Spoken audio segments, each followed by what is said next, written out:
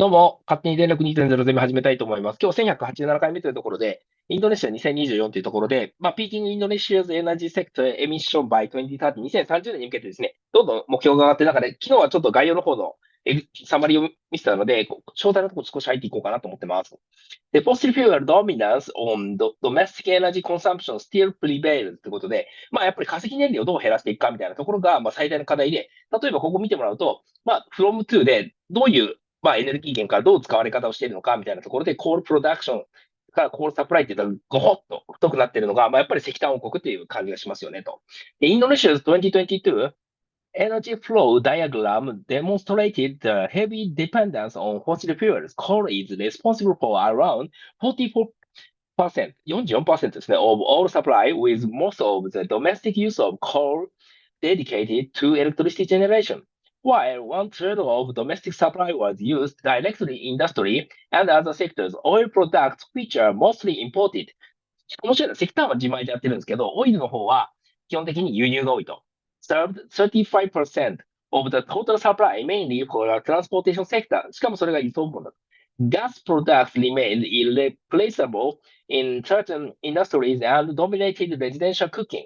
Actual renewable energy supply makes up only 9% of the total energy supply mix. Bioenergy constitutes about two-thirds of this supply. バイオエナジーがまず多いってことですね。3分の2。Primarily through biodiesel blending in transportation fuel, the remaining RE supply, equivalent to 0.16 EJ, was transformed into electricity, which dominated by hydropower and geothermal generation. Meanwhile, solar and wind contributions remains minuscule. Industry and transport remain the biggest energy consumers with 5.3 EJ, in which 91% of it is directly supplied by fossil fuels. Notably, transformation losses were due to large share of fossil fuel in power generation, which inherits low efficiency due to combustion processes. Transportation and industrial sector remain the biggest energy consumer. まさに輸送とこのインダストリー産業部門が、一番エナジー使っていると。Raising concern about their high emission intensity. The combined industry and transportation share of total energy sector direct GHG emissions is projected to reach 86% by 2030 and rise further to approximately 98% by 2060. And the no-policy scenario, NPS, in the industry sector, the non-metallic mineral industry is the leading energy consumer, followed by chemicals, pharmaceuticals, and F&B industry. Together, these three industries represent 78% of the sector energy consumption, are the main contributor to GHG emissions. Without new intervention, emission intensity will only experience a relative slow decline until reaching around 51 tons CO2 by 2060. Strategic decarbonization intervention in these three industries, such as reducing coal share in cement production, currently 95%, lowering natural gas utilization in basic chemical processes, ammonia, from the current level of 84%, and increasing the electrification rate currently at 35% in the F&B sector for significant potential for emission reduction.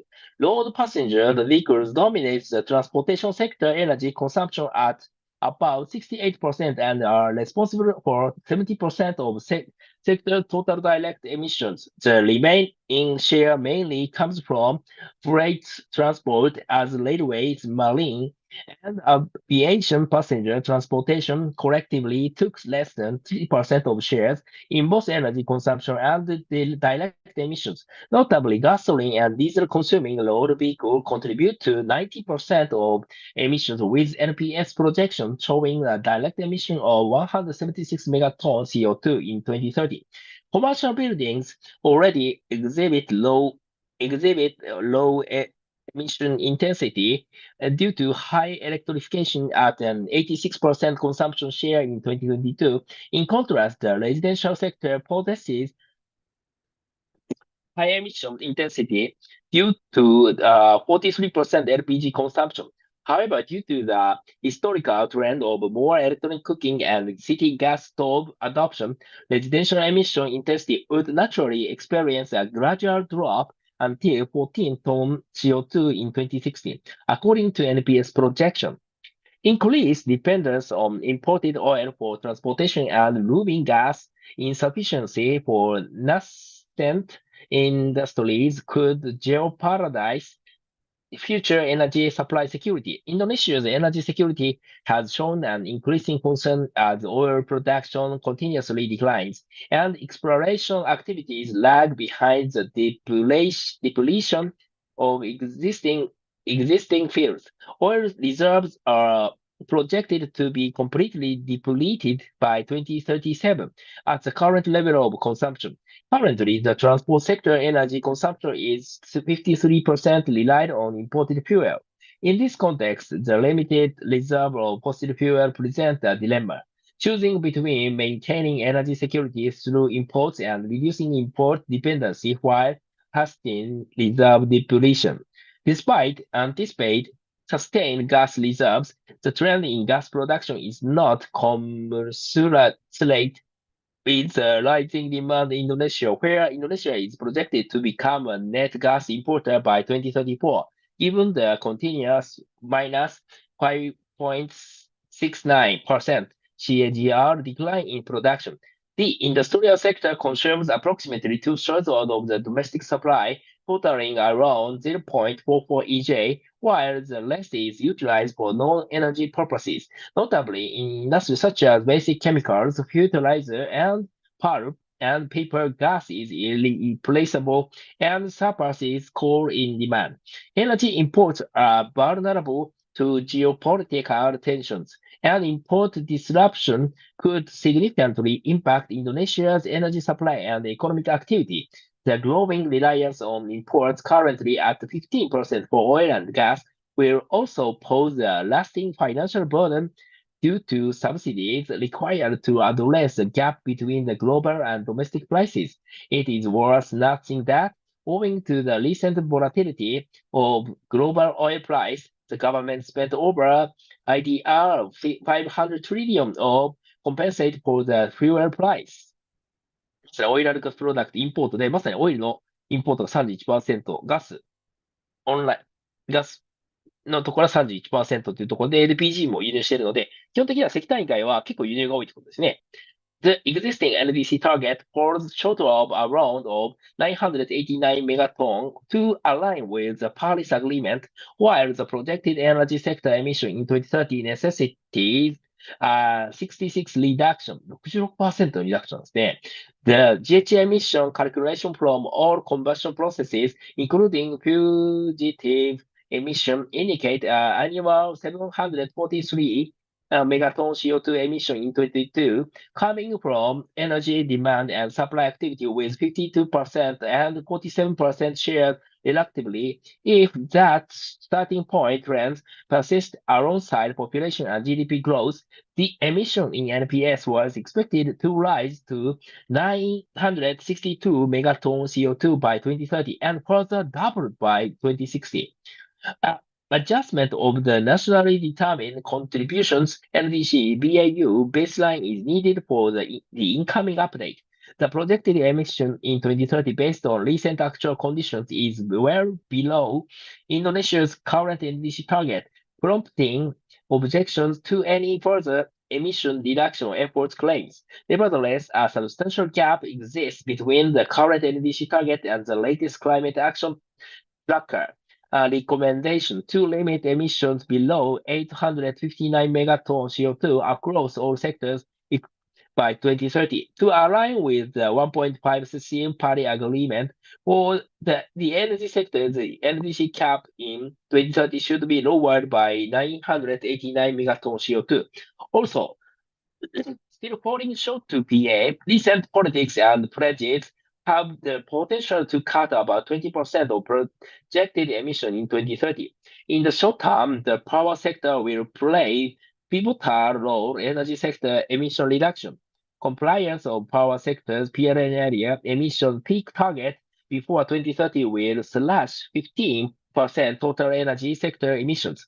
Further reduction are plausible with extra inventions, particularly in captive electricity generation, transport, and industry sector, contributing about half of emissions in 2022 and showing potential for further increase.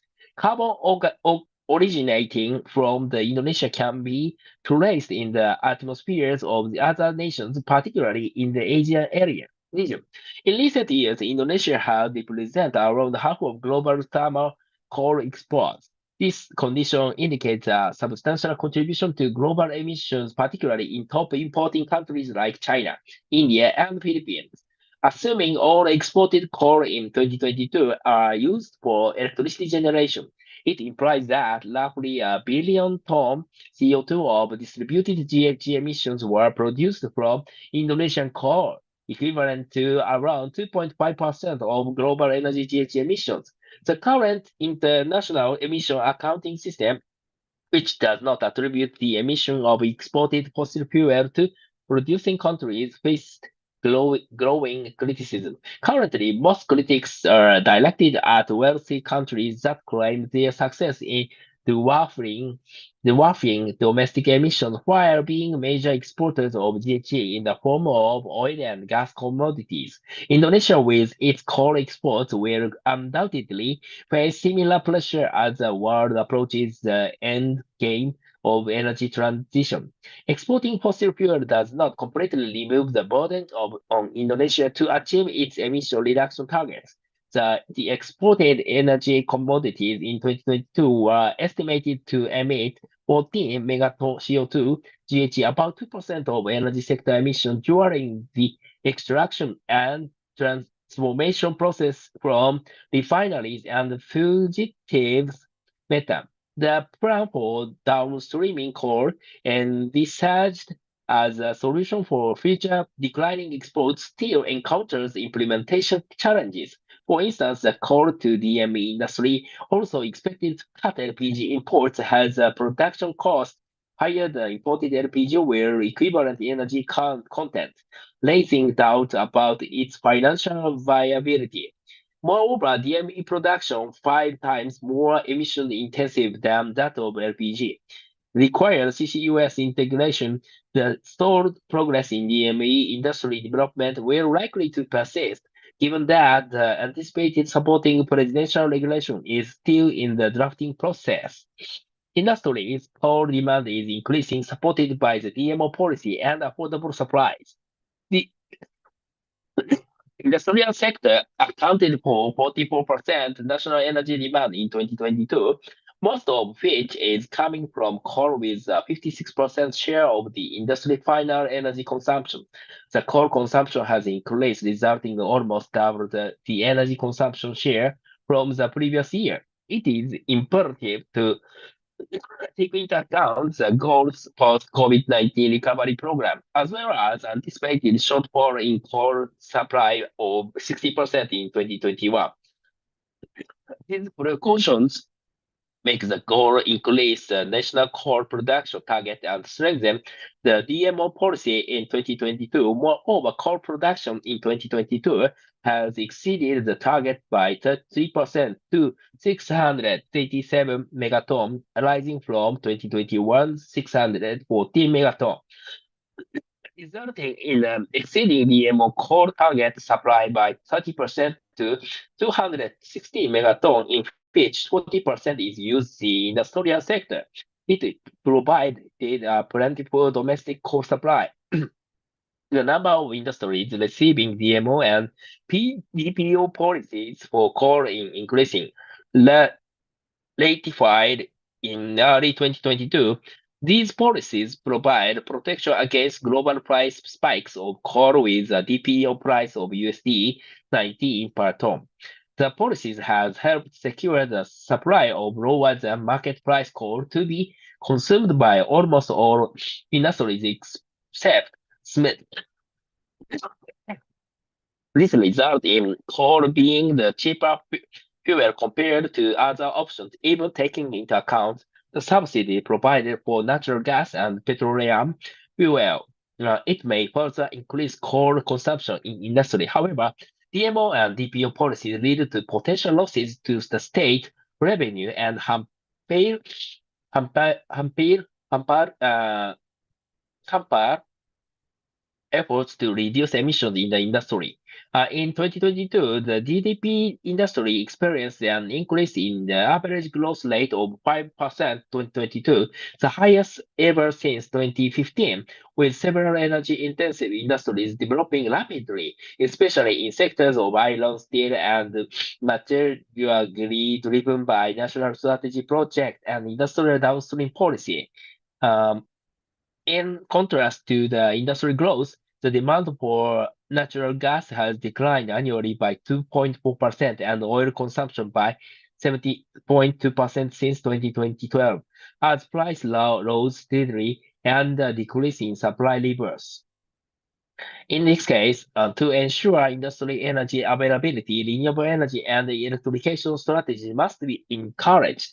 Fuel switching to bioenergy, clean fuels, and transitioning to electrification is one of the decarbonization strategies toward green industry. In achieving NDC and LCE in 2022, there was an increased use of bioenergy and electricity in industrial energy consumption. However, as their consumption growth is insignificant compared to coal, there is a shift in electricity energy consumption share from over 60% in 2021 to around 12% in 2022, while it is approximately 70% or to 10% for biomass. The industry sector urgently needs to strengthen its decarbonization efforts. A roadmap would help guide the process. More attention and efforts are needed to control and reduce GHG emissions in industrial sector. The GHG emission of industrial sector are estimated to reach 430 megatons CO2 in 2022, a 30% increase over the previous year. The increase in emission is primarily attributed to an increase in emission from energy consumption, whose share rose by 5% to 71%.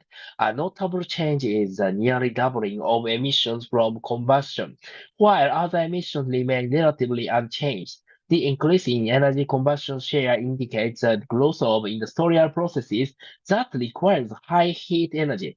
Unfortunately, these processes demand leads to an increase in coal consumption that contributes the emissions of 174 megatons CO2.